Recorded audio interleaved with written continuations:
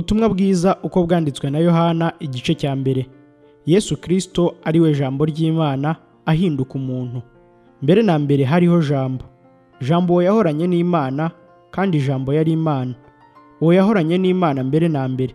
Ibintu byose niwe wabiremye, ndetse mu byaremwe byose nta na kimwe kitaremwe nawe. Muri we harimo ubugingo, kandi ubwo bugingo bwari umucyo w'abantu. Uwo mucyo uvira mu mwijima, ariko umwijima ntiwawumenya. Hariho umuntu watumwe n'Imana witwaga Yohana. Uwo yazanywe no guhamya iby'umucyo ngo atume bose bizera. Icyakora uwo si we uwo mucyo, ahubwo niwe wahamije ibyawo. Uwo mucyo niwe mucyo nyakuri, kandi ubwo nibwo yatangiraga kuza mu isi ngo amurikire umuntu wese. Yari mu isi ndetse niwe wayiremye, nyamara ab'isi ntibamumenye. Yaje mu bye, ariko abe ntibamumenye. Icyakora abamwemeye bose bakizera izina rye, yabahaye ubushobozi bwo kuba abana b'Imana.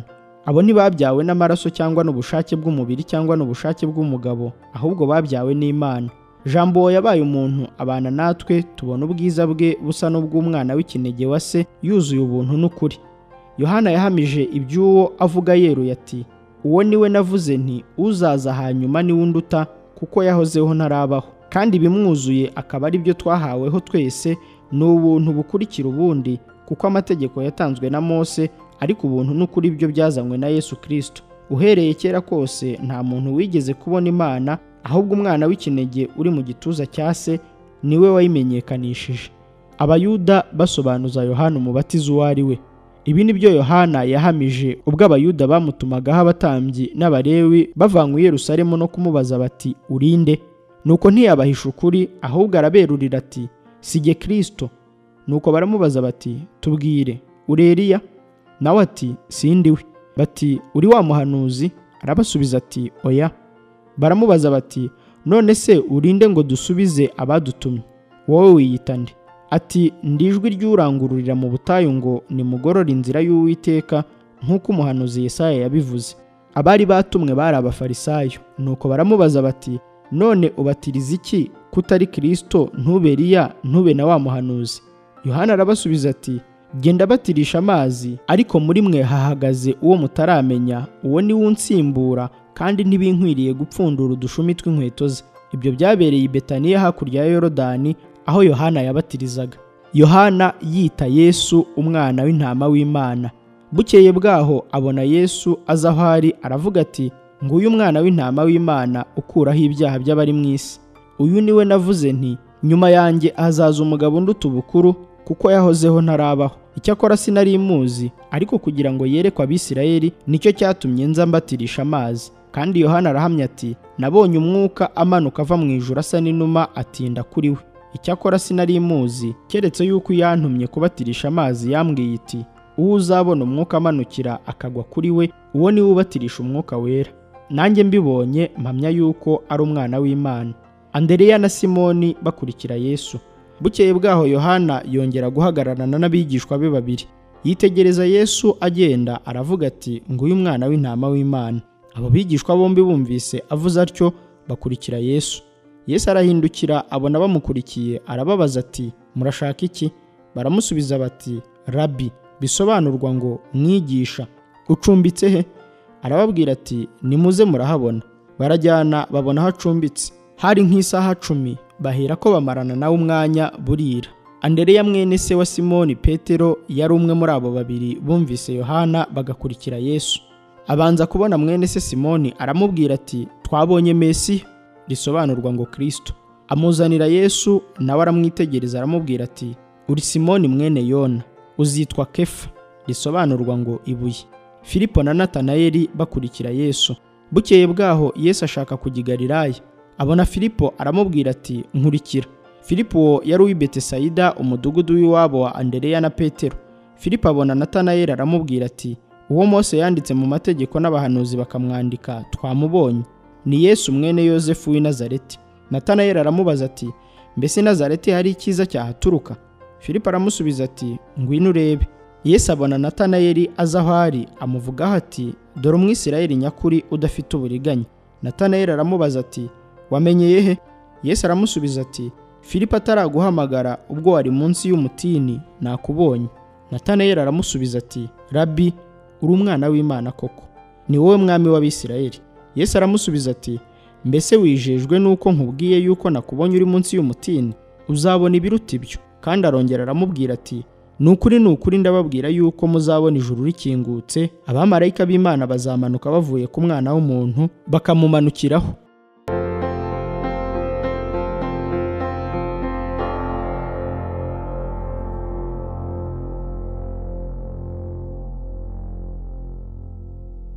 Ubutumwa bwiza uko bwanditswe na Yohana, igice cya 2.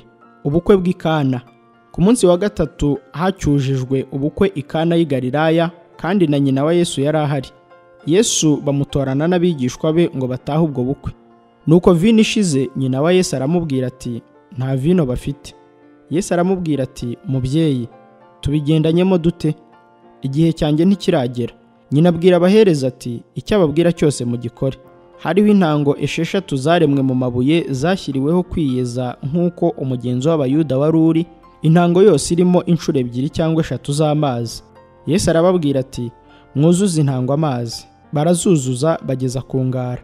Arababwira ati, nimudahe noneho mushyire umusangwa mukuru. Barayamushyira.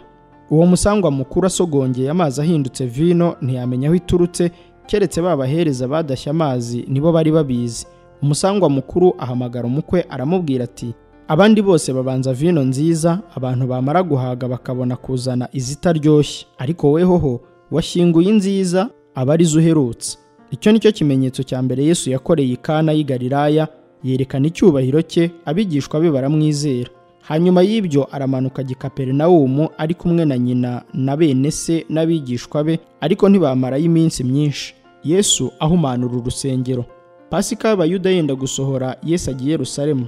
Ageze mu rusengero asangamo abahatundira inka n'intama n'inuma n'abandi bicaye bavunja ifeza. Abohekanya imigozi ayigira nk'ikiboko, bose abirukana n'intama n'inka mu rusengero, amena ifeza z'abaguraga inuma, ati nimukureho bino mureke guhindura inzu ya data iguriro.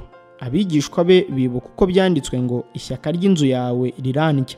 Abayuda baramubaza bati, ubwo ugize utyo watwereka ikimenyetso ki? Yesu arabasubiza ati, nimusenyure urusengero, nanjye nzarwubaka mu minsi 3. Nuko Abayuda bati, uru rusengero ko rwubatswe mu myaka 46, nawe ngo uzarwubaka mu minsi 3? Ariko urusengero yavugaga ni umubiri we. Nuko azuwe abigishwa be bibuka ko yabivuze, bemera ibyanditswe na rya jambo Yesu yari yaravuze. Nuko ubwo yari i Yerusalemu mu minsi mikuru ya Pasika, abantu benshi babonye ibimenyetso akora bizera izina rye, ariko Yesu ntiyabiringira kuko yari azi abantu bose. Ntiyagombaga kubwirwa iby'abantu kuko ubwe yari azi ibibarimo.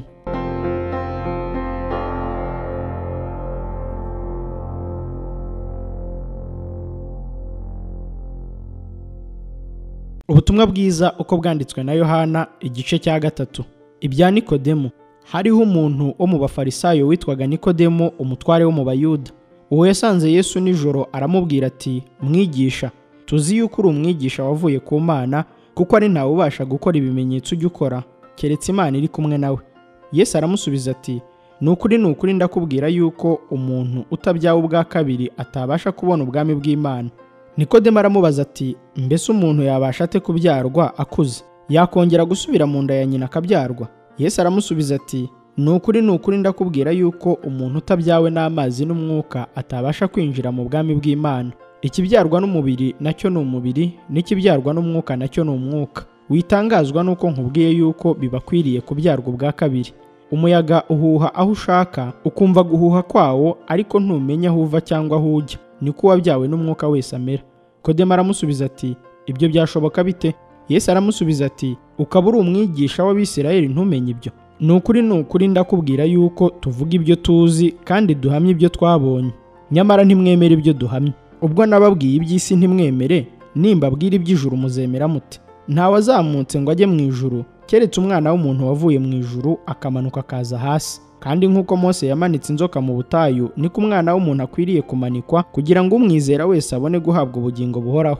Kuko Imana yakunze abari mu isi cyane, byatumye itanga Umwana wayo w'ikinege, kugira ngo umwizera wese atarimbuka, ahubwo ahabwe ubugingo buhoraho. Kuko Imana itatumye Umwana wayo mu isi gucira abari mu isi ho iteka, ahubwo yabikoreye kugira ngo abari mu isi bakizwe nawe.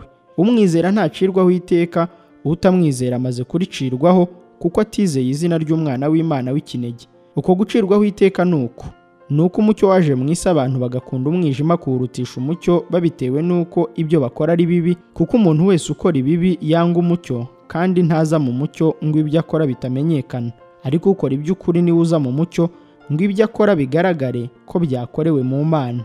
Yohana yongera guhamya Yesu. Hanyuma y'ibyo Yesu ajyana n'abigishwa be mu gihugu cy'i Yudaya, atinda nayo nabo abatiza abantu. Ariko Yohana we yabatirizaga muri Ayinoni bugufi bw'Isalimu, kuko aho hari amazi menshi. Abantu barazaga bakabatizwa kuko Yohana yari atarashyirwa mu nzu y'imbohe. Abigishwa ba Yohana bajya impaka n'umuyuda ku byo kwiyeza. Basanga Yohana baramubwira bati, mwigisha, uwo ari kumwe nawe hakurya ya Yorodani, uwo wahamyaga, dore nawe arabatiza. N'abantu bose baramusanga. Yohana arabasubiza ati, ntacyo umuntu yashobora kwiha ubwe keretse yagihawe kivuye mu ijuru. Namwe murambera abagabo yuko navuze nti, si jye Kristo, ahubwo natumwe kumubanziriza. Uwo umugeni asanga niwe mukwe, kandi umuranga iyo ahagaze iruhande rw'umukwe amwumva anezezwa n'ijwi rye. None uwo munezero wanjye mwinshi cyane urasohoye. Uwakwiriye gukuzwa, naho jye nkwiriye gucishwa bugufi. Uwavuye mu ijuru niwe usumba byose, naho uwo mu isi we ni uw'isi nyine, kandi n'ibyo avuga ni iby'isi. Uwavuye mu ijuru niwe usumba byose, kandi ibyo yabonye n'ibyo yumvise nibyo ahamya, nyamara nta wemera ibyo ahamya. Uwemera ibyo ahamya aba yemeye n'uko Imana ari inyakuri. Uwatumwe n'Imana avuga amagambo yayo, kuko Imana idatanga umwuka imugeze. Se akunda umwana we, kandi yamweguriye byose. Uwizera uwo mwana aba abonye ubugingo buhoraho, ariko utumvira uwo mwana ntazabona ubugingo, ahubwo umujinya w'Imana uguma kuri we.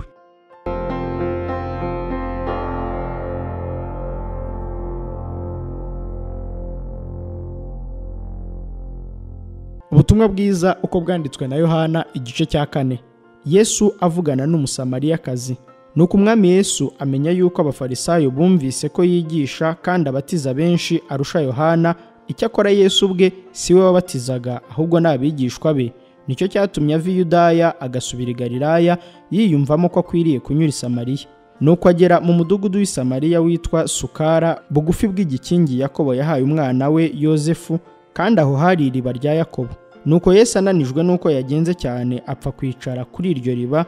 Hari nk'isaha 6. Umusamariyakazi aza kuvoma. Yesu aramubwira ati, mutuzi two kunywa, kuko abigishwa be bari bagiye mu mudugudu kugura ibyo kurya. Umusamariyakazi aramusubiza ati, kuri umuyuda nkaba umusamariyakazi, uransaba amazi ute? Icyatumye abaza atyo nuko abayuda banenaga abasamariya. Yesu aramusubiza ati, iyaba wari uzi impano y'Imana ukamenya n'ugusabye amazi uwo ari we, nawe uba umusabye, nawe akaguha amazi y'ubugingo. Undi ati, databuja, kudafite icyo uvomesha n'iriba rikaba ari rirerire, none se ayo mazi y'ubugingo wayakurahe? Mbese ye uruta sogokuruza Yakobo wadufukuriye iri riba, kandi akaba yaranywaga amazi yaryo ubwe n'abana be n'amatungo ye? Yesu aramusubiza ati, umuntu wese unywa aya mazi azongera kugira inyota, ariko unywa amazi nzamuha ntazagira inyota rwose iteka ryose, ahubwo amazi nzamuha azamuhindukiramo isoko y'amazi adudubiza kugeza mu bugingo buhoraho. Umugore aramubwira ati, databuja, mpa kuri ayo mazi ntazagira inyota, kandi ntazagaruka kuvoma hano kuko ari kure. Yesu aramubwira ati, genda uhamagara umugabo wawe maze ugaruke hano. Umugore aramusubiza ati, nta mugabo mfite. Yesu aramubwira ati, uvuze ukuri yuko udafite umugabo, kuko wari ufite abagabo 5, n'uwo ufite ubu si uwawe. Ibyo byuvuze ukuri. Umugore aramubwira ati, databuja, menye yuko uri umuhanuzi. Basogokuruza bacu basengeraga kuri uyu musozi, namwe mukagira ngo i Yerusalemu niho hakwiriye gusengerwa. Yesu aramusubiza ati, mugore, nyizera, igihe kizaza ubwo bazaba batagisengera data kuri uyu musozi cyangwa i Yerusalemu. Dore mwebweho musenga icyo mutazi, ariko twebwe dusenga ibyo tuzi, kuko agakiza kava mu Bayuda. Ariko igihe kiraje ndetse kirasohoye, ubwo abasenga by'ukuri basengera data mu mwuka no mu kuri, kuko data ashaka ko bene abo ari bo bamusenga. Imana ni umwuka, n'abayisenga bakwiriye kuyisengera mu mwuka no mu kuri. Umugore aramubwira ati, nzi yuko Mesiya azaza, ari we witwa Kristo, kandi ubwo azaza azatubwira byose. Yesu aramubwira ati, nige tuvugana. Uwo mwanya abigishwa be baraza, batangazwa nuko avugana n'uwo mugore, ariko ntihagira umubaza ati, urashaka iki? Cyangwa ati, ni iki gitumye uvugana nawe? Nuko uwo mugore asiga ikibindi cye aragenda ajya mu mudugudu, abwira abantu ati, nimuze murebe umuntu umbwiye ibyo nakoze byose, murebe ahari ko ari Kristo. Bava mu mudugudu ngo baze aho ari. Batarahagera abigishwa be baramwinginga bati, mwigisha, akira ufungure. Arababwira ati, mfite ibyo kurya mutazi. Abigishwa be barabazanya bati, mbese hari uwamuzaniye ibyo kurya? Yesu arababwira ati, ibyo kurya byanjye ni ugukora ibyo uwantumye ashaka no kurangiza umurimo we. Mbese nimuvuga ngo hasigaye amezi 4 isarura rigasohora? Dore ndababwira, nimwubura amaso murebe imirima yuko imaze kwera ngo isarurwe. Umusaruzi ahabwa ibihembo ateraniriza imyaka ubugingo buhoraho, ngo umubibyi n'umusaruzi banezeranwe, kuko iri jambo ari iry'ukuri ngo habiba umwe hagasarura undi. Nabatumye gusarura ibyo mutahinze, abandi barakoze, namwe mwazunguye umurimo wabo. Nuko benshi mu Basamariya bo muri uwo mudugudu bizera Yesu, kuko bumvise amagambo y'uwo mugore ahamya ati, yambwiye ibyo nakoze byose. Nuko Abasamariya bamusanze baramwinginga ngo agumane nabo, asibirayo kabiri. Hizera abandi benshi baruta ba mbere, kuko biyumviye ijambo rye. Maze babwira uwo mugore bati, noneho si amagambo yawe yonyine aduteye kwizera, kuko natwe twiyumviye tukamenya ko uyu ari we mukiza w'abari mu isi koko. Iyo minsi 2 ishize avayo ajya i Galilaya, kuko Yesu yahamije yuko umuhanuzi atagira icyubahiro mu gihugu cy'iwabo. Ageze i Galilaya, abanyagalilaya baramwakira, kuko babonye ibyo yakoreye i Yerusalemu byose mu minsi mikuru, kuko muri iyo minsi nabo bari bagiyeyo. Yesu akiza umuhungu w'umutware. Bukeye yongera ku Gikana y'i Galilaya, aho yahinduriye amazi vino. Kandi Kaperinawumu hariho umutware w'umwami wari urwaje umwana we w'umuhungu. Yumvise yuko Yesu avuye i Yudaya asohoye i Galilaya, aramusanga amwingingira kumanuka ngo akize umwana we, kuko yendaga gupfa. Yesu aramubwira ati, ntimwakwizera keretse mubonye ibimenyetso n'ibitangaza? Uwo mutware aramusubiza ati, databuja, manuka akana kanjye katarapfa. Yesu aramubwira ati, genda umwana wawe ni muzima.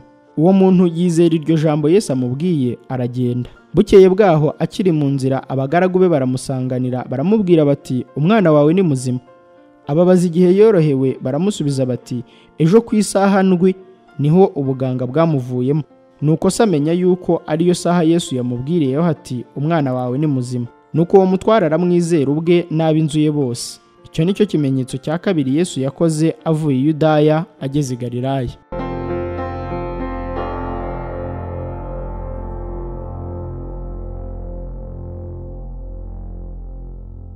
Ubutumwa bwiza uko bwanditswe na Yohana, igice cya 5.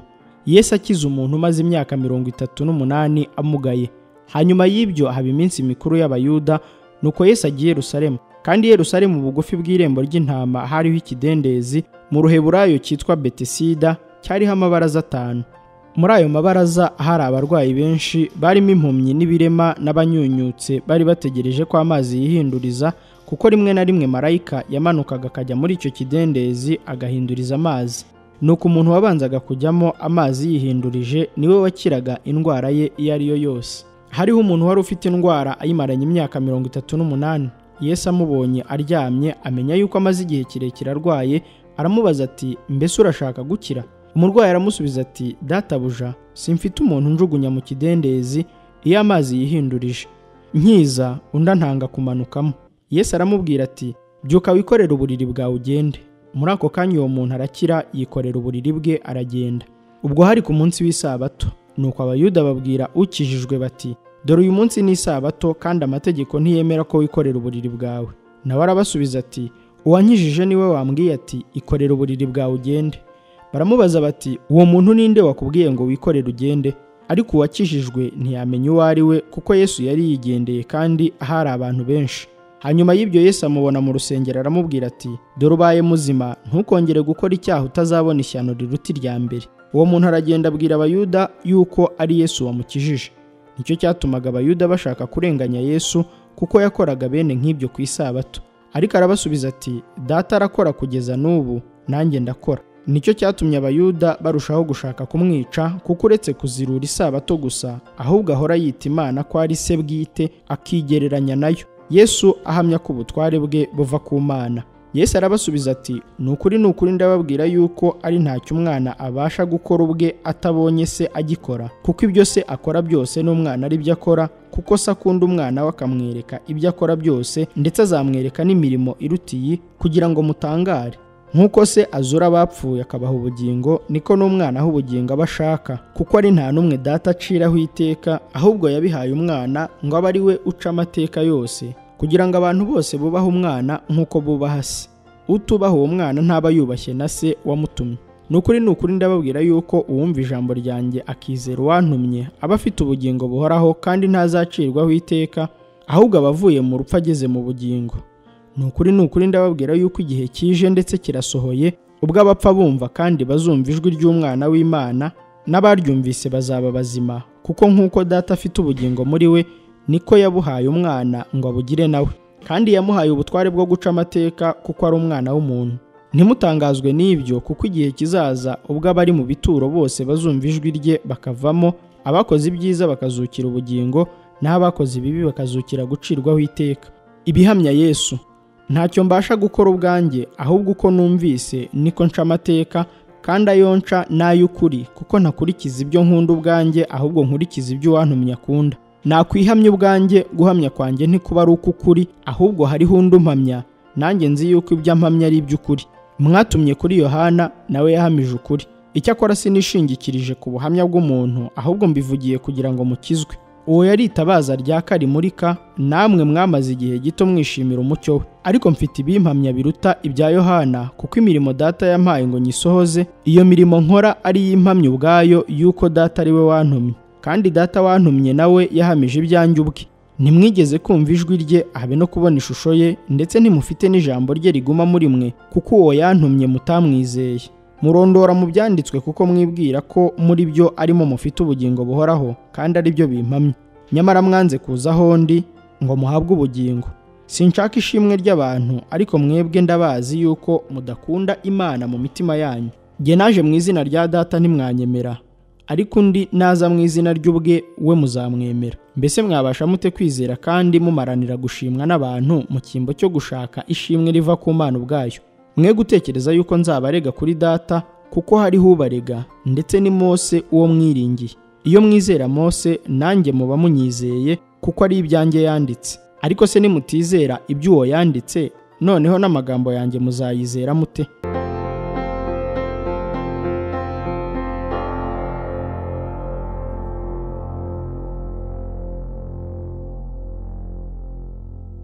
Ubutumwa bwiza uko bwanditswe na Yohana, igice cya 6. Yesu ahaza abantu 5,000.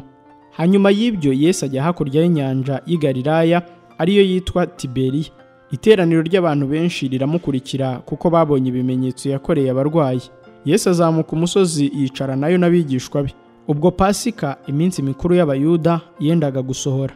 Yesu yubura amaso abonye abantu benshi baza aho ari, abaza Filipo ati, turagura he ibyo kurya ngo aba babone ibyo barya? Icyatumye amubaza atyo yagira ngo amugerageze, ubwe yari azi icyo ari bukore. Filipo aramusubiza ati, imitsima yagurwa idenariyo 200 ntiyabakwira nubwo umuntu yaryaho gato. Umwe mu bigishwa be ari we Andereya, mwene se wa Simoni Petero, aramubwira ati, hano hari umuhungu ufite imitsima 5 y'ingano n'ife 2, ariko ibyo byamarira icyo abantu bangana batya? Yesu ati, nimwicaze abantu. Aho hantu hari ubwatsi bwinshi, nuko abagabo baricara, bari nk'ibihumbi 5. Yesu yenda ya mitsima arayishimira, ayigabanya bicaye, n'ifi nazo azigenza atyo nk'uko bazishakaga. Bamaze guhaga abwira abigishwa bati, nimuteranye ubuvungukira busigaye, hatagira ikintu gipfa ubusa. Barateranya, buzuza intonga 12 z'ubuvungukira bwa ya mitsima 5 y'ingano, ubwo abariye bashigaje. Abantu babonye ikimenyetso yakoze baravuga bati, nukuri uyu niwe wa muhanuzi wari ukwiriye kuza mu isi. Yesu amenye yuko bagiye kuza kumufata ngo bamwimike, arabiyufura, asubira ku musozi wenyine. Yesu agendesha amaguru hejuru y'inyanja. Bugorobye abigishwa be baramanuka bajya ku nyanja, bikira mu bwato bambuka inyanja bagana i Kaperinawumu. Bwari bwije, kandi na Yesu atarabageraho, inyanja ihindurizwa n'umuyaga mwinshi uhuha. Bamaze kuvugama sitadiyo 25 cyangwa 30, babona Yesu agendesha amaguru hejuru y'inyanja. Ageze bugufi bw'ubwato baratinya, ariko arababwira ati, nijye mwitinya. Bahera ko bemera ko ajya mu bwato. Uwo mwanya bugera imusozi aho bajyaga. Iby'umutsima w'ubugingo. Bukeye bwaho iteraniro ry'abantu benshi ryari rihagaze hakurya y'inyanja, bamenya yuko hari ubwato bumwe gusa, kandi ko Yesu atikiranye n'abigishwa be muri bwo, ahubwo ko bagiye bonyine ubwabo. Nuko ayandi mato avuye i Tiberiya amaze kwambuka, afata bugufi bw'aho baririye ya mitsima, umwami Yesu amaze kuyishimira. Nuko abo bantu babonye ko Yesu n'abigishwa be badahari, bikira muri ayo mato ubwabo bajya i Kaperinawumu kumushakirayo. Bamubonye hakurya y'inyanja baramubaza bati, Mwigisha, waje hano ryari? Yesu arabasubiza ati, ni ukuri ndababwira yuko ibimenyetso mwabonye atari byo bituma munshaka, ahubwo ni ya mitsima mwariye mugahaga. Ntimukorere ibyo kurya bishira, ahubwo mukorere ibyo kurya bigumaho kugeza ku bugingo buhoraho, ibyo Umwana w'umuntu azabaha, kuko se ari we Mana yamushyizeho ikimenyetso cyayo. Baramubaza bati, tugire dute ngo dukore imirimo y'Imana? Arabasubiza ati, umurimo w'Imana nguyu, nuko mwizera uwo yatumye. Baramubaza bati, urakora kimenyetso ki ngo tukirebe tukwizere? Icyo wakora ni iki? Ba sogokuruza bacu bariraga manu mu butayu, nk'uko byanditswe ngo yabahaye kurya umutsima uvuye mu ijuru. Yesu arababwira ati, ni ukuri ndababwira yuko Mose atari we wabahaye umutsima uvuye mu ijuru, ahubwo ni Data ubaha umutsima w'ukuri uvuye mu ijuru. Kuko umutsima w'Imana ari umanuka uva mu ijuru ugaha abari mu isi ubugingo. Baramubwira bati, Databuja, ujye uduha uwo mutsima iteka. Yesu arababwira ati, ni jye mutsima w'ubugingo, uza aho ndi ntazasonza na hato, n'unyizera ntabwo azagira inyota na hato. Ariko nababwiye yuko mwambonye, nyamara ntimwizera. Uwo Data yampaye wese aza aho ndi, kandi uza aho ndi sinzamwirukana na hato. Kuko ntavanywe mu ijuru no gukora ibyo nishakiye, ahubwo nazanywe no gukora ibyo uwantumye ashaka, kandi ibyo uwantumye ashaka ni ibi: ni ukugira ngo mu byo yampaye byose ntagira na kimwe nzimiza, ahubwo ngo nzakizure ku munsi w'imperuka. Kuko icyo Data ashaka ari iki, ni ukugira ngo umuntu wese witegereza Umwana akamwizera ahabwe ubugingo buhoraho, nanjye nzamuzure ku munsi w'imperuka. Nuko Abayuda baramwitotombera kuko yavuze ati, ni jye mutsima wavuye mu ijuru. Bati, uyu si we Yesu mwene Yosefu? Ntituzi se na nyina? Niki gituma avuga ko yavuye mu ijuru? Yesu arabasubiza ati, mwe kwitotomba, ntawe ubasha kuza aho ndi keretse arehejwe na Data wantumye, nanjye nkazamuzura ku munsi w'imperuka. Byanditswe mu byahanuwe ngo, bose bazigishwa n'Imana. Umuntu wese wumvise ibya Data akabyiga aza aho ndi. Si ukugira ngo hari umuntu wabonye Data, keretse uwavuye ku Mana, uwo ni we wabonye Data. Ni ukuri ndababwira yuko uwizera ari we ufite ubugingo buhoraho, ni jye mutsima w'ubugingo. Ba sekuruza wanyu bariraga manu mu butayu, nyamara barapfuye. Uyu ni wo mutsima umanuka uva mu ijuru, kugira ngo umuntu uwurya ye gupfa. Ni jye mutsima muzima wavuye mu ijuru, umuntu narya uwo mutsima azabaho iteka ryose, kandi umutsima nzatanga kubw'abari mu isi kugira ngo babone ubugingo, ni umubiri wanjye. Abayuda bajya impaka bati, mbese uyu yabasha ate kuduha umubiri we ngo tuwurye? Yesu arababwira ati, ni ukuri ndababwira yuko nimutarya umubiri w'Umwana w'umuntu, ntimunywe n'amaraso ye, nta bugingo muba mufite muri mwe. Urya umubiri wanjye akanywa amaraso yanjye aba afite ubugingo buhoraho, nanjye nzamuzura ku munsi w'imperuka, kuko umubiri wanjye ari ibyo kurya by'ukuri, n'amaraso yanjye ari ibyo kunywa by'ukuri. Urya umubiri wanjye akanywa amaraso yanjye aguma muri jye, nanjye nkaguma muri we. Nk'uko Data uhoraho yantumye, nanjye nkaba ndiho ku bwa Data, niko undya nawe azabaho ku bwanjye. Uyu ni wo mutsima wavuye mu ijuru, si nk'uwo ba sekuruza banyu bariye bagapfa, ahubwo urya uyu mutsima azabaho iteka ryose. Ibyo yabivugiye mu isinagogi yigishiriza i Kaperinawumu. Nuko benshi mu bigishwa be babyumvise baravuga bati, iryo jambo rirakomeye, ushobora kuryihanganira ninde? Yesu amenya mu mutima we yuko abigishwa be babyitotombeye, arababaza ati, mbese ibyo bibabereye igisitaza? None mwabona Umwana w'umuntu azamuka ajya aho yahoze mbere, byamera bite? Umwuka niwe utanga ubugingo, umubiri ntacyo umaze. Amagambo mbabwiye niyo mwuka, kandi niyo bugingo. Ariko hariho bamwe muri mwe batizera, kuko uhereye mbere na mbere Yesu yari azi abatizera abo ari bo, n'uzamugambanira uwo ari we. Nuko aravuga ati, nicyo cyatumye mbabwira yuko hatariho ubasha kuza aho ndi, keretse abihawe na Data. Benshi mu bigishwa be bahera ubwo basubira inyuma, barorera kugendana nawe. Yesu abaza abigishwa be 12 ati, kandi namwe murashaka kugenda? Simoni Petero aramusubiza ati, Databuja, twajya kuri nde ko ari wowe ufite amagambo y'ubugingo buhoraho, natwe tukaba twizeye tuzi yuko uri Kristo wera w'Imana? Yesu arabasubiza ati, mbese si jye wabitoranyirije uko muri 12? None dore umwe muri mwe ni umwanzi. uwo yavugaga ni Yuda Isikariyota mwene Simoni, kuko ari we wari ugiye kuzamugambanira, ari umwe muri abo 12.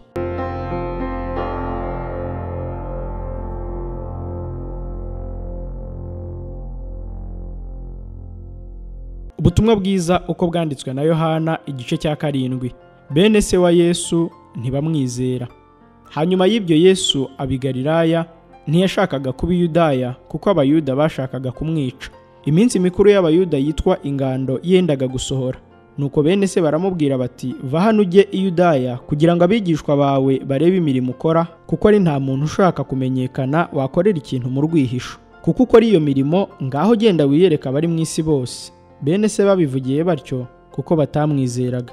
Yesu arababwira ati, igihe cyanjye ntikirasohora, ariko igihe cyanyu gihoraho iteka. Abisi ntibabasha kubanga, ariko jyewe baranyanga kuko mpamya ibyabo yuko imirimo yabo ari mibi. Mwebweho nimujye muri iyo minsi mikuru, ariko jyeweho sinjyayo ubu, kuko igihe cyanjye kitarasohora. Amaze kubabwira ibyo, asigara i Galilaya. Ariko bene se bamaze kwikubura bagiye mu minsi mikuru, nawe aragenda, ariko atari ku mugaragaro, ahubwo nko mu rwihisho. Abayuda bamushakira muri ya minsi mikuru bati, mbese wa wundi ari he? Abantu bamugira impaka cyane, bamwe bati ni umuntu mwiza, abandi bati oya, ayobya abantu. Ariko ntihagira umuvuga ku mugaragaro kuko batinyaga Abayuda. Yesu agiye i Yerusalemu mu minsi mikuru y'ingando. Iminsi mikuru igeze hagati, Yesu azamuka ajya mu rusengero arigisha. Abayuda baratangara bati, uyu yakuye hehe ubu bwenge ko atigishijwe? Yesu arabasubiza ati, ibyo nigisha si ibyanjye, ahubwo ni iby'Iyantumye. Umuntu nashaka gukora ibyo ikunda, azamenya ibyo nigisha ko byavuye ku Mana, cyangwa yuko mbivuga ku bwanjye. Uvuga ibye ubwe aba yishakiye icyubahiro, ariko ushakira yamutumye icyubahiro, uwo ni we w'ukuri, gukiranirwa ntikuri muri we. Mbese Mose ntiyabahaye amategeko? Ariko muri mwe ntawe uyumvira. Murashakira iki kunyica? Abantu baramusubiza bati, ufite dayimoni, ninde ushaka kukwica? Yesu arabasubiza ati, nakoze umurimo umwe, namwe mwese murawutangarira. Mose yabahaye umuhango wo gukeba. Icyakora ntiwakomotse kuri Mose, ahubwo wakomotse kuri ba sokuruza banyu. Ndetse mukeba abantu no ku isabato. Ubwo umuntu akebwa ku isabato ngo amategeko ya Mose atazirurwa, none kuki mundakarira kuko nakijije umubiri w'umuntu wose ku isabato? Mwe guca imanza ku bigaragara gusa, ahubwo muca imanza z'ukuri. Abafarisayo bapfa Yesu batuma abasirikare kumufata. Nuko bamwe mu b'i Yerusalemu barabazanya bati, uwo bashaka kwica si uyu? Nyamara dore aravugira ku mugaragaro ko ari ntacyo bamugira. Mbese harya ni ukuri koko abakuru bacu bemeye ko yari we Kristo? Uyu tuzi aho yaturutse, ariko Kristo naza ntawe uzamenya aho yaturutse. Nuko Yesu avuga cyane yigishiriza mu rusengero ati, jyewe muranzi naho naturutse murahazi, ariko sinaje ku bwanjye, ahubwo Iyantumye ni iy'ukuri iyo mutazi. Nyamara jyewe ndayizi kuko navuye kuri yo, kandi ariyo yantumye. Nuko bashaka kumufata, ariko ntihagira ubihangara kuko igihe cye cyari kitarasohora. Nuko abantu benshi mu bahateraniye baramwizera bati, harya Kristo naza mugira ngo azakora ibimenyetso byinshi biruta iby'uyu yakoze? Abafarisayo bumva ibyo rubanda bamuvugira mu byongorerano, nuko abatambyi bakuru n'abafarisayo batuma abasirikare ngo bamufate. Yesu ahera ko aravuga ati, hasigaye umwanya muto nkiri kumwe namwe, hanyuma nkajya ku wantumye. Muzanshaka mwe kumbona, kandi aho nzaba ndi ntimubasha kujyayo. Nuko Abayuda baravugana bati, mbese uyagiye kujya he aho tutazamubona? Aho ntagiye kujya mu batataniye mu Bagiriki, akaba ari bo yigisha? Iryo jambo avuze ni iriki, ngo muzanshaka mwe kumbona, kandi ngo aho nzaba ndi ntimubasha kujyayo? Imigezi y'amazi y'ubugingo. Nuko ku munsi uheruka w'iyo minsi mikuru, ari wo munsi uruta iyindi, Yesu arahagarara avuga cyane ati, umuntu nagira inyota azaho ndi anywe. Unyizera, imigezi y'amazi y'ubugingo izatemba iva mu nda ye, nk'uko ibyanditswe bivuga. Ibyo yabivuze yerekeje ku Mwuka Wera, uwo abamwizera bendaga guhabwa, ariko ubwo Umwuka yari ataraza, kuko Yesu yari atarahabwa ubwiza bwe. Bamwe muri rubanda bumvise ayo magambo baravuga bati, ni ukuri uyu ni we wa muhanuzi. Abandi bati, uyu ni we Kristo. Ariko abandi bati, mbese Kristo aturuka i Galilaya? Ibyanditswe ntibivuga ngo Kristo azakomoka mu rubyaro rwa Dawidi, aturuka i Betelehemu, ikirorero Dawidi yarimo? Nuko abantu baramupfa. Bamwe muri bo bashaka kumufata, ariko ntihagira n'umukoza urutoki. Nikodemu avugira Yesu imbere y'abafarisayo. Nuko b'abasirikare basubira ku batambyi bakuru n'abafarisayo. Nabo barababaza bati, mubujijwe n'iki kumuzana? Abasirikare barabasubiza bati, yemwe, ntabwo higeze kuba umuntu uvuga nka we. Abafarisayo barabasubiza bati, mbese namwe mwayobejwe? Hari umuntu n'umwe wo mu bakuru cyangwa mu bafarisayo wamwizeye? Ariko abo bantu batazi amategeko baravumwe. Nikodemo wa wundi wigeze gusanga Yesu kera kandi wari umwe muri bo arababaza ati, mbese amategeko yacu acira umuntu urubanza batabanje kumwumva no kumenya ibyo yakoze? Baramusubiza bati, mbega nawe waturutse i Galilaya? Irebere mu byanditswe urasanga ko nta muhanuzi uturuka i Galilaya. Barataha, umuntu wese agiwe.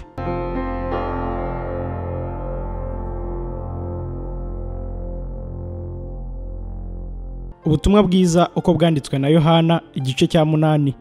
Umugore wafashwe asambana. Yesu ajya ku musozi wa Elayono, azinduka mu museke, yongera kujya mu rusengero. Abantu bose baza aho ari, aricara arabigisha. Abanditsi n'abafarisayo bamuzanira umugore bafashe asambana, bamuta hagati. Baramubwira bati, mwigisha, uyu mugore bamufashe asambana, kandi Mose mu mategeko yadutegetse kwicisha amabuye abakoze batyo. None wowe uravuga ngo iki?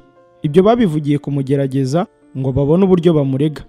Ariko Yesu arunama yandikisha urutoki hasi. Bakomeje kumubaza, arunamuka arababwira ati, muri mwe udafite icyaha aba ari ubanza kumutera ibuye. Yongera kunama yandika hasi. Nabo ngo babibone batyo, ibyaha byabo birabarega. Basohoka urusorongo uhereye ku basaza ukageza kuheruka. Hasigara Yesu wenyine na wa mugore wari uhagaze hagati. Yesu arunamuka aramubaza ati, wa mugore we, ba bandi bakuregaga bari he? Ntawaguciriyeho iteka? Ati, ntawe databuja. Yesu aramubwira ati, nanjye singuciraho iteka, genda ntukongere gukora icyaha. Yesu ni umucyo w'isi. Yesu yongera kubabwira ati, nijye mucyo w'isi. Unkurikira ntazagenda mu mwijima na hato, ahubwo azaba afite umucyo w'ubugingo. Cyoye, ko wihamya n'ibyo wihamije si iby'ukuri? Yesu arabasubiza ati, nubwo nihamya, ibyo nihamya ni iby'ukuri, kuko nzi aho naturutse n'aho njya. Ariko mwebweho ntimuzi aho naturutse cyangwa aho njya. Muca urubanza nk'abantu, ariko jyeweho nta n'umwe ncira urubanza. Ariko naho naca urubanza, urwo naca ruba ari urw'ukuri, kuko ntari njyenyine, ahubwo ndi kumwe na Data wantumye. Kandi no mu mategeko yanyu handitswe ngo, ibyo abantu babiri bahamya ni iby'ukuri. Ndihamya ubwanjye, na Data wantumye nawe arampamya. Baramubaza bati, so ari hehe? Yesu arabasubiza ati, ntimunzi kandi na Data ntimumuzi. Iyo mumenya, na Data muba mumuzi.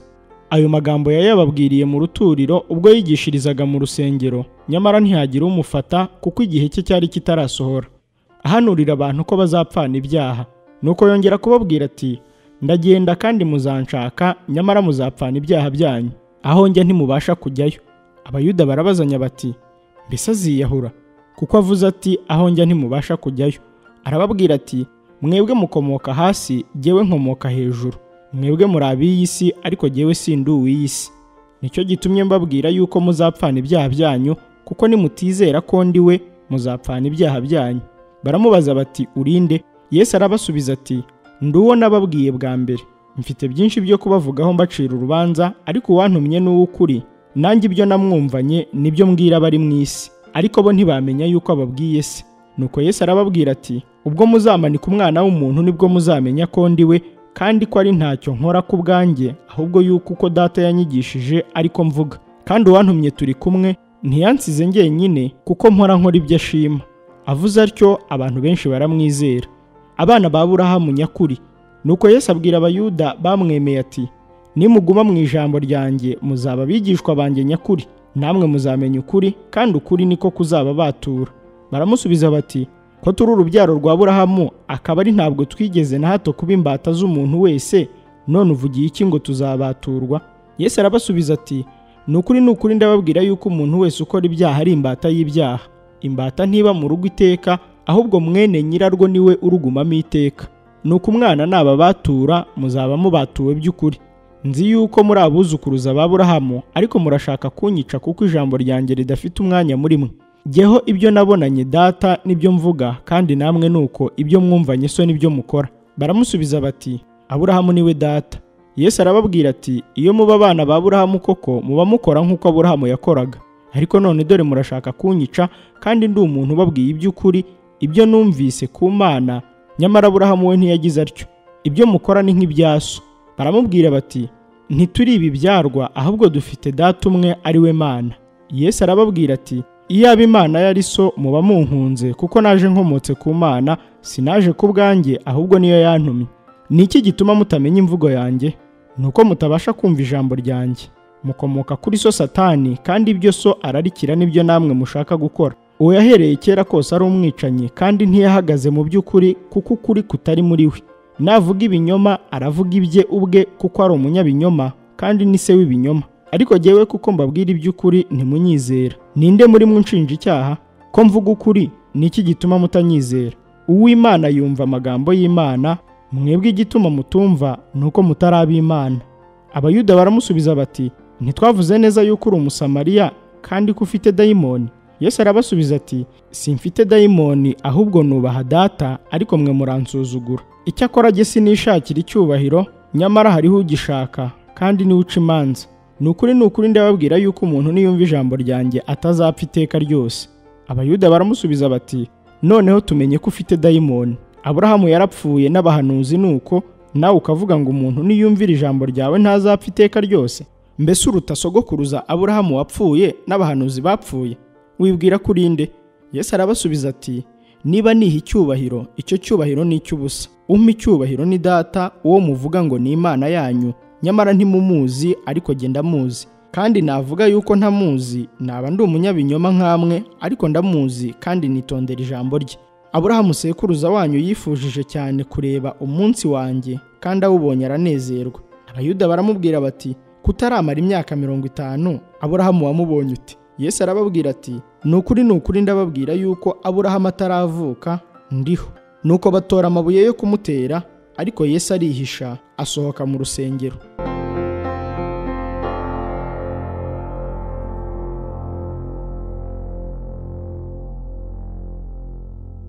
Ubutumwa bwiza uko bwanditswe na Yohana, igice cya 9. Yesu akiza uwavutse ari impumyi. Akigenda abona umuntu wavutse ari impumyi. Abigishwa baramubaza bati, mwigisha, ninde wakoze icyaha, n'uyu cyangwa n'ababyeyi be, ko yavutse ari impumyi? Yesu arabasubiza ati, uyu nta cyaha yakoze cyangwa ababyeyi be, ahubwo ni ukugira ngo imirimo y'Imana yerekanirwe muri we. Nkwiriye gukora imirimo y'uwantumye hakiri ku manywa, bugiye kwira, n'igihe umuntu atakibasha gukora. Nkiri mu isi ndi umucyo w'isi. Amaze kuvuga atyo, acira amacandwe hasi, ayatobesha kondo, akamusiga ku maso. Aramubwira ati, genda wiyuhagire ku kidendezi cy'Isilowamu, hasobanurwa ngo yaratumwe. Nuko aragenda ariyuhagira, agaruka ahumutse. Abaturanyi be n'abamubonaga kera aho rasabiriza barabazanya bati, uyu si we wicara agasabiriza? Bamwe bati niwe, abandi bati siwe, icyakora asa nawe. Nawe arabasubiza ati, nijye. Baramubaza bati, mbese wahumutse ute? Arabasubiza ati, wa muntu witwa Yesu yatobye akondo akansiga ku maso, arambwira ati, Gisilowamu wiyuhagire. Nuko ndagenda ndiyuhagira, ndahumuka. Baramubaza bati, ari hehe? Ati, simbizi. Uwari impumyi bamushyira abafarisayo. Kandi ubwo hari ku munsi w'isabato, uwo Yesu yatobeyemo akondo akamuhumura. Nuko abafarisayo nabo bongera kumubaza uko yahumutse. Arababwira ati, yansiza akondo ku maso, ndiyuhagira ndahumuka. Bamwe mu bafarisayo baravuga bati, uwo muntu si uw'Imana kuko ataziririza isabato. Abandi bati, umunyabyaha yabasha ate gukora ibimenyetso bingana bityo? Baramupfa. Nuko bongera kubaza uwari impumyi bati, ku bwawe umuvugaho iki ubwo yaguhumuye? Ati, ni umuhanuzi. Ariko Abayuda ntibemera yuko yari impumyi agahumuka, kugeza aho bamariye guhamagara ababyeyi b'uwahumutse. Barababaza bati, uyu mwana wanyu muvuga ko yavutse ari impumyi, none yahumuwe n'iki? Ababyeyi be barabasubiza bati, tuzi yuko uyu ari umwana wacu, kandi yavutse ari impumyi. None arareba, ariko igituma areba ntitukizi, kandi n'uwamuhumuye ntitumuzi. Nimumwibarize namwe, ni umugabo mukuru arivugira. Icyatumye ababyeyi be bavuga batyo, nuko batinyaga Abayuda, kuko Abayuda bari bamaze guhuza inama yuko umuntu wese uzerura Yesu ko ari Kristo acibwa mu isinagogi. Nicyo cyatumye ababyeyi be bavuga bati, ni umugabo mukuru, nimumwibarize. Nuko rero wari impumyi bamuhamagara ubwa kabiri, baramubwira bati, shima Imana, twebwe tuzi yuko uwo muntu ari umunyabyaha. Nawe arabasubiza ati, niba ari umunyabyaha simbizi, icyo nzi ni kimwe, nuko nari impumyi none nkaba ndeba. Baramubaza bati, yakugenjeje ate? Yaguhumuye ate? Arabasubiza ati, maze kubibabwira ntimwabyumva. Icyo mushakira kubyumva ubwa kabiri ni iki? Mbese namwe murashaka kuba abigishwa be? Baramutuka baramubwira bati, ni wowe mwigishwa we, ariko twebweho turi abigishwa ba Mose. Tuzi yuko Imana yavuganye na Mose, ariko uwo muntu ntituzi aho yaturutse. Arabasubiza ati, iri ni ishyano ko mutazi aho yaturutse, kandi ari we wampumuye. Tuzi yuko Imana itumva abanyabyaha, ariko uyubaha agakora ibyo ishaka, uwo ni we yumva. Uhereye kera kose ntihari haboneka umuntu wahumuye wavutse ari impumyi. Uwo muntu yaba atavuye ku Mana ntacyo yabashije gukora. Baramusubiza bati, wowe wavukiye mu byaha bisa, ni wowe utwigisha. Bamusunikira hanze. Yesu yumvise yuko bamusunikiye hanze aramushaka, amubonye aramubaza ati, mbese wizeye umwana w'Imana? Nawe aramusubiza ati, databuja, ninde nkamwizera? Yesu aramubwira ati, wamubonye kandi niwe muvugana. Nawe aramubwira ati, databuja, ndizeye. Aramupfukamira. Yesu aravuga ati, nazanywe muri iyi si no guca amateka ngo abatabona barebe n'ababona bahume. Abafarisayo bamwe bari kumwe nawe bumvise ibyo baramubaza bati, mbese natwe turi impumyi? Yesu arababwira ati, iyo muba impumyi nta cyaha muba mufite, ariko none kuko muvuga yuko mureba, icyaha cyanyu gihoraho.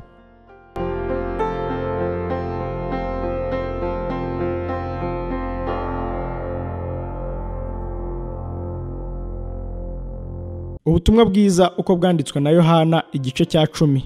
Umwungeri mwiza. Nukuri ndababwira yuko uwinjira mu rugo rw'intama atanyuze mu irembo, ahubwo akuririra ahandi, uwo aba ari umujura n'umunyazi. Ariko unyura mu irembo niwe mwungeri w'intama. Umurinzi w'irembo aramwugururira, kandi intama zumva ijwi rye. Ahamagara intama ze mu mazina yazo akazahura. Iyo amaze kwahura ize zose azijya imbere, intama zikamukurikira kuko zizi ijwi rye. Undi ntizamukurikira, ahubwo zamuhunga kuko zitazi amajwi y'abandi. Yesu abacira uwo mugani, ariko ntibamenye ibyo yababwiye. Nuko Yesu arongera arababwira ati, nukuri ndababwira yuko ari irembo ry'intama. Abambanjirije bose bari abajura n'abanyazi, ariko intama ntizabumvise. Ni irembo, umuntu niyinjira muri rye azakizwa, azinjira asohoke kandi azabona urwuri. Umujura ntazanwa n'ikindi keretse kwiba no kwica no kurimbura, ariko jyeweho nazanywe no kugira ngo zibone ubugingo, ndetse ngo zibone bwinshi. Nijye mwungeri mwiza. Umwungeri mwiza apfira intama ze, ariko uragirira ibihembo utari umwungeri bwite kandi n'intama atarize, iyo abonye isega rije asiga intama agahunga, isega rikazifata rikazitatanya. Kuko ari uw'ibihembo arahunga ntiyite ku ntama.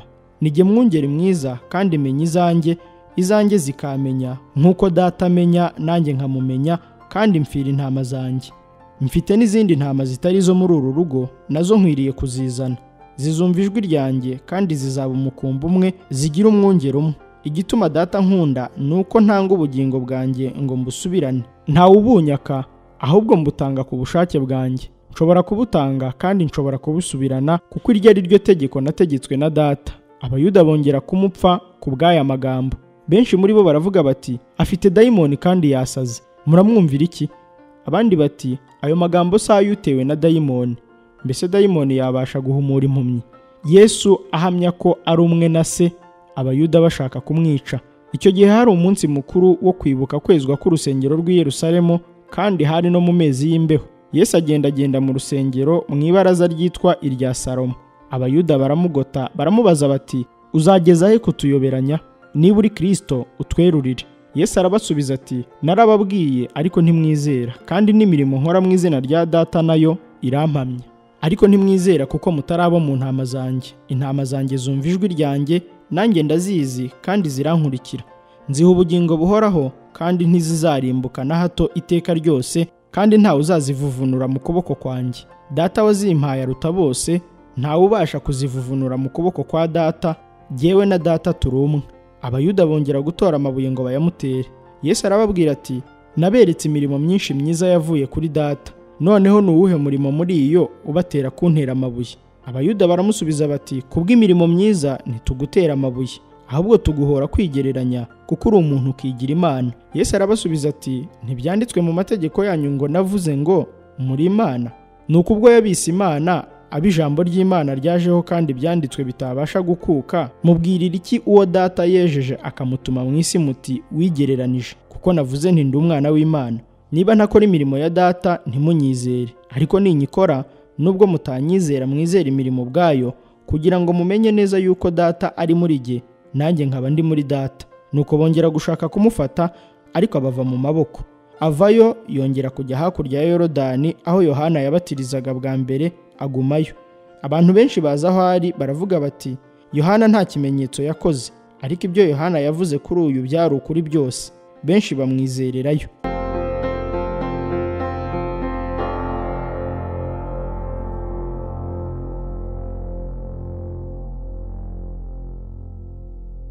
Ubutumwa bwiza uko bwanditswe na Yohana, igice cya 11.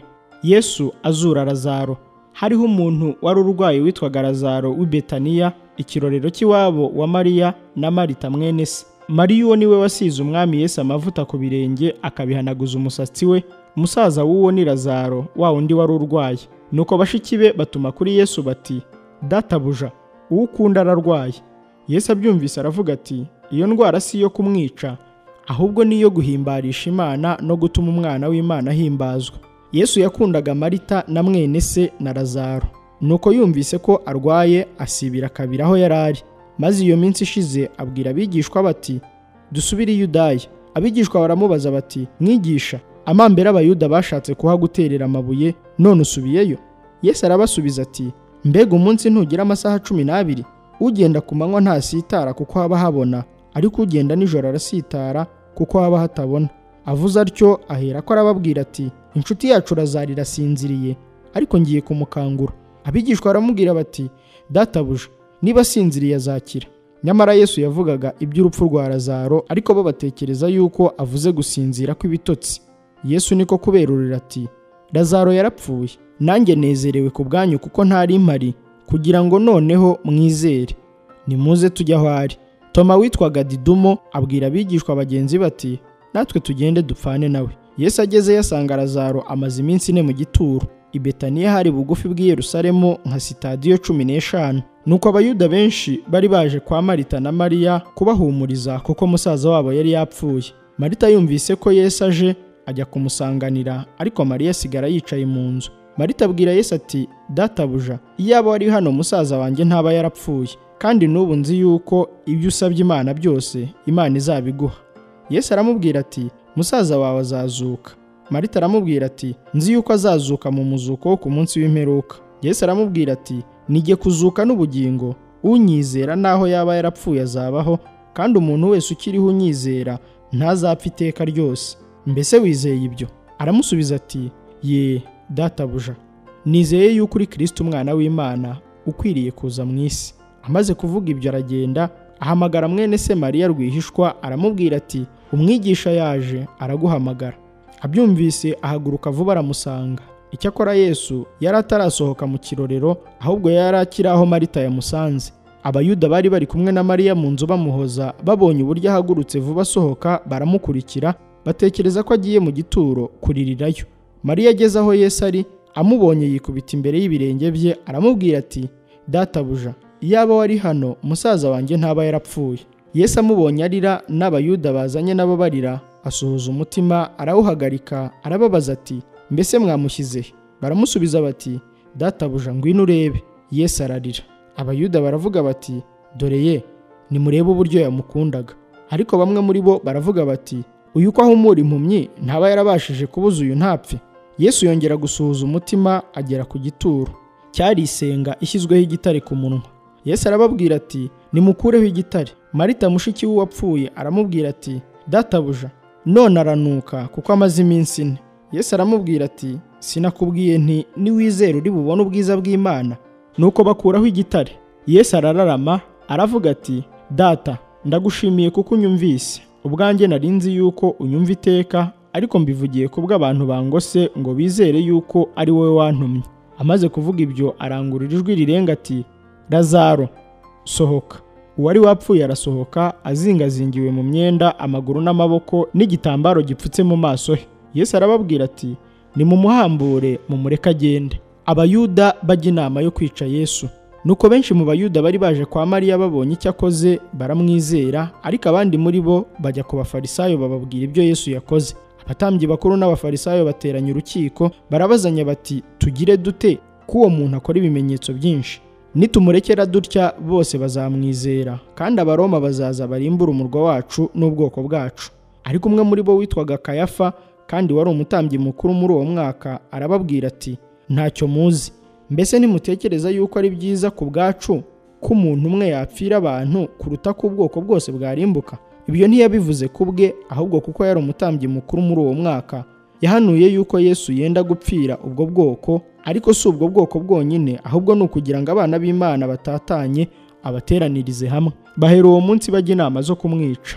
Nuko Yesu ntiyaba akigenda mu Bayuda ku mugaragaro, ahubwo avayo ajya mu gihugu kiri bugufi bw'ubutayu mu mudugudu witwa Efurayimu, agumanayo n'abigishwa be. Kuko Pasika y'Abayuda yendaga gusohora, benshi bava mu gihugu barazamuka bajya i Yerusalemu Pasika itarasohora ngo biyeze. Bashaka Yesu, babazanya bahagaze mu rusengero bati, mbese mutekereza muti ntazaza hano mu minsi mikuru? Ariko abatambyi bakuru n'abafarisayo bari bategetse yuko umuntu namenya aho ari abibamenyesha bakamufata.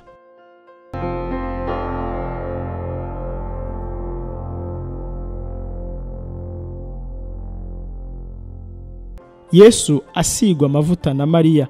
Nuko hasigaye iminsi 6 Pasika ikaba, Yesu ajya i Betaniya aho Lazaro uwo Yesu yazuye yabaga. Bamutekeraho ibyo kurya bya nijoro.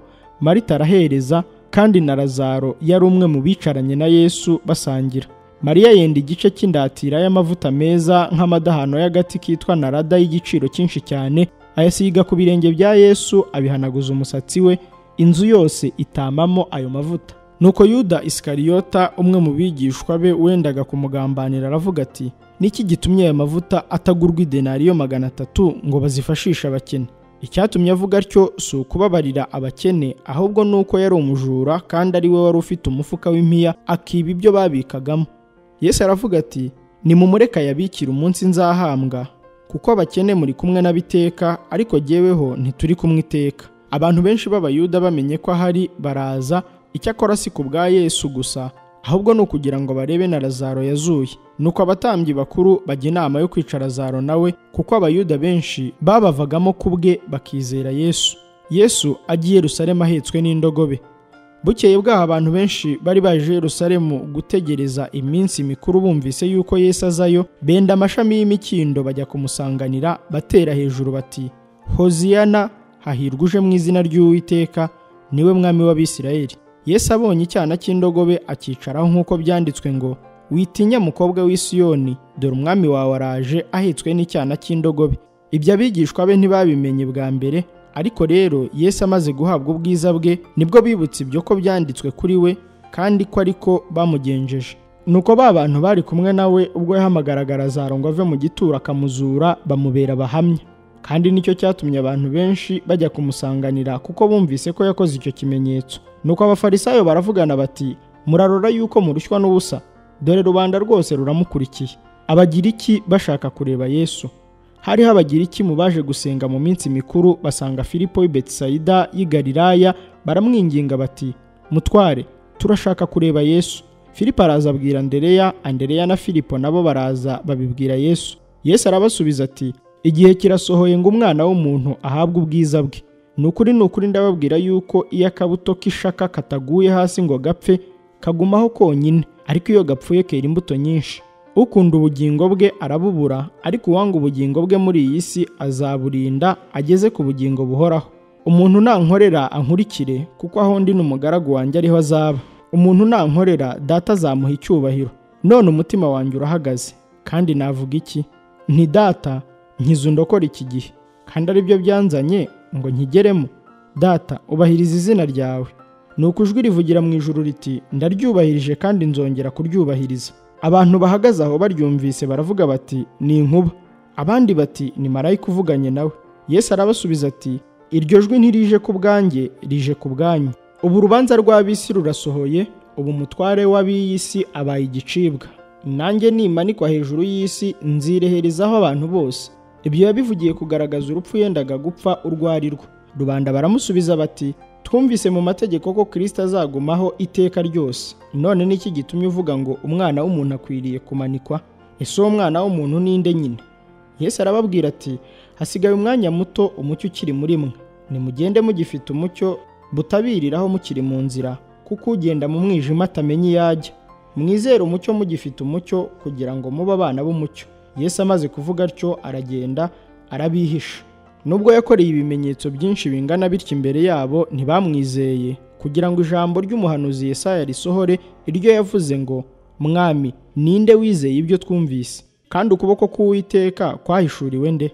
Nicyo cyatumye badashobora kwizera, kuko Yesaya yongeye kuvuga ati, yabahumye amaso ibanangira imitima, ngo be kurebesha amaso no kumenyesha imitima, bagahindukira ngo mbakize. Ibyo byavuzwe na Yesaya kuko yabonye ubwiza bwa Yesu akamuvuga. Nyamara mu batware nabo benshi baramwizeye, ariko kubw'abafarisayo ntibabyerura ngo badacibwa mu isinagogi, kuko bakundaga gushimwa n'abantu kuruta gushimwa n'Imana. Yesu aravuga cyane ati, unyizera sijya aba yizeye, ahubwo aba yizeye uwantumye, n'umbonye ababonye uwantumye. Naje mu isi ndi umucyo kugira ngo unyizera wese ataguma mu mwijima. Ariko umuntu niyumva amagambo yanjye ntayitondere, sijya umuciriyeho iteka, kuko ntazanywe no gucira abari mu isi iteka, ahubwo naje kubakiza. Unyanga ntiyemera amagambo yanjye afite umuciraho iteka. Ijambo navuze niryo rizamuciraho iteka ku munsi w'imperuka. Sinabivuze ku bwanjye, ahubwo Data wantumye niwe wantegetse ibyo nkwiriye kuvuga n'ibyo nkwiriye kwigisha. Nanjye nzi yuko itegeko rye ari ryo bugingo buhoraho. Nuko rero ibyo mvuga mbivuga uko Data yabimbwiye.